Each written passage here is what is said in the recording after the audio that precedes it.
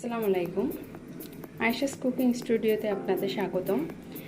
আমি এখন করে দেখাচ্ছি চানা ভুনা। এর জন্য আমি নিয়েছি হাফ কেজি চানা আর 2টা আলু।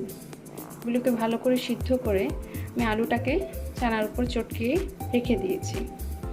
এখন আর প্রয়োজনীয় উপকরণ হচ্ছে হলুদ গুঁড়া হাফ চা চামচ, মরিচ গুঁড়া হাফ চা চামচ, শুকনা মরিচ 2-3টা, আদা বাটা হাফ চা চামচ, পাঁচফোড়ন গুঁড়া হাফ চা চামচ, আর লাগবে পেঁয়াজ কুচি, আর প্রয়োজন মতো লাগছে তেল।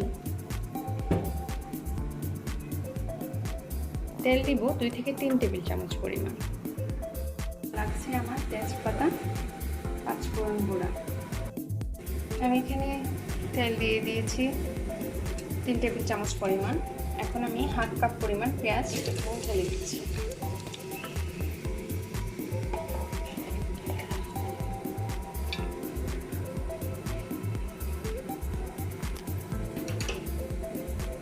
দিয়ে দিচ্ছি হাফ চা চামচ হলুদ গুঁড়া, দিয়ে দিচ্ছি হাফ চা চামচ মরিচ গুঁড়া,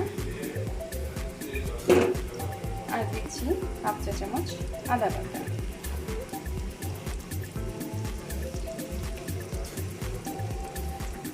আর দিচ্ছি লবণ। লবণ আপনারা স্বাদ মতো দিয়ে দিবেন। সব কিছু দিয়ে একটু এখন হালকা নেড়ে কষিয়ে নেব। ভালোভাবে কষানো হলে পরে আমি চানাগুলো ছেড়ে দিই।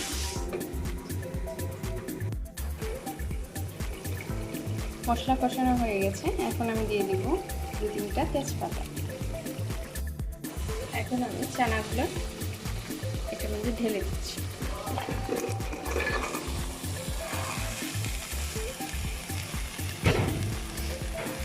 হালকা একটু নেড়ে দিই। ভালোভাবে নাড়াচাড়া দিয়ে 10 মিনিটের জন্য কষিয়ে নিই।